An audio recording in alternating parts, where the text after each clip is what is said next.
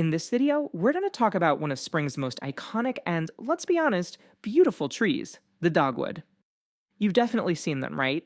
Their stunning white and pink blossoms just lighting up parks and gardens. It's like the official signal that winter is finally over. But, there's so much more to this tree than just its good looks. It's hiding some absolutely incredible secrets in its biology, its history, and even in its legends.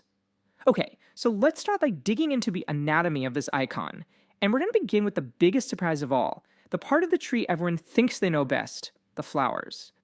So get this, believe it or not, what you think are the dogwood's flower petals, well, they aren't petals at all. Nope. They're actually special, modified leaves called bracts.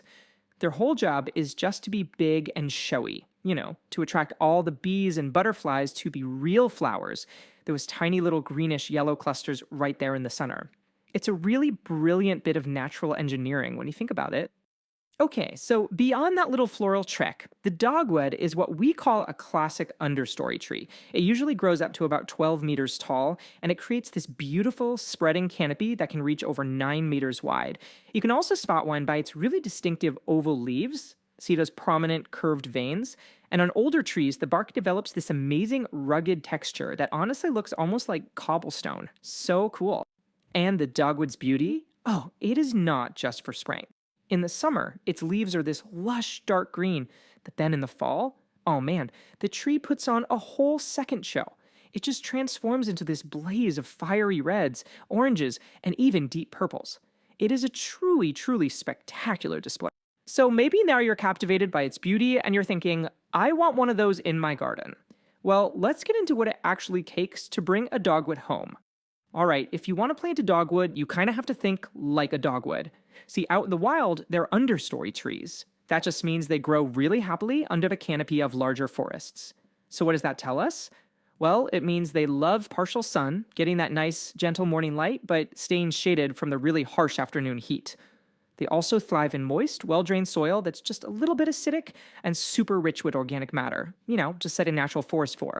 And hey, here's a fascinating little trick for any amateur tree lover out there. You can actually estimate the age of a living dogwood without harming it at all. It's a simple 3-step process. First, at about 1.4 meters up the trunk, measure the circumference. Then, just divide that number by pi, 3.14, to get the diameter. And finally, multiply that diameter by the dogwood's special growth factor, which is 7. The number you get is a surprisingly accurate guess of how old that tree is. How cool is that? But the dogwood is so much more than just a pretty tree in a garden. It is a bustling, living engine for its entire ecosystem. I mean, this tree is a true wildlife superstar. Its fruits are a vital food source for over 50, that's 50, species of birds. Not to mention squirrels, chipmunks, and even bears. It's also a host plant for all sorts of butterfly and moth caterpillars. But, it's not all friends and parties. The tree also has to deal with its own enemies, like the nasty dogwood borer insect and fungal diseases like anthracnose. Okay, one of the dogwood's most amazing hidden superpowers is its ability to improve the very ground it grows on. This is so cool. Its leaves are excellent at pulling calcium from deep in the soil.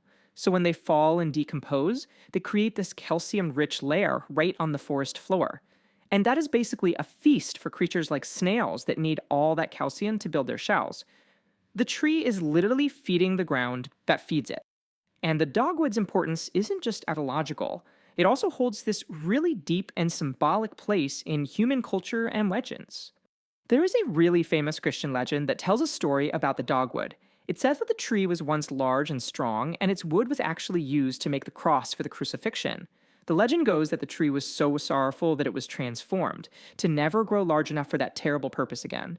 Its 4 bracts are said to represent the cross, with little notches on the edges for the nails, and that center cluster, that resembles a crown of thorns. Okay, this next part is absolutely 100% crucial to know. Not all dogwood fruits are the same. The common flowering dogwood, its scientific name is Cornus florida, produces berries that are harmful to us humans. But the cruza dogwood, or Cornus cruza, has fruit that is not only edible but apparently delicious, with this creamy flavor like a persimmon or a mango.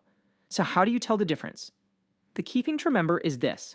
The harmful berries are small and they grow in clusters. The edible crucifer is larger and looks more like a single raspberry. Please remember that. And believe it or not, the story doesn't end there. Here are a few more surprising rapid-fire facts that reveal the dogwood's secret history. First up, this tree is ancient. I mean, really ancient. Fossils show that dogwoods have been around for over 60 million years. That means their ancestors were alive at the same time as the dinosaurs. Second, its wood is exceptionally hard and dense. It doesn't splinter easily, which made it absolutely perfect for things that really took a beating. Think tool handles, weaving shuttles, and even the original wooden golf club heads. Third, its bark is a powerful medicine. Native Americans used it for all sorts of ailments, and because its bark is super rich in tannins, it was even used as a substitute for quinine to treat fevers during the Civil War. And fourth, its very name tells you about its strength. The genus name, Cornus, actually comes from the Latin word cornu, which means horn, a direct reference to just how legendarily hard its wood is. Alright, that is it for this video, everyone. Thank you for watching. Please make sure you're subscribed to our YouTube channel, and I'll see you in the next video.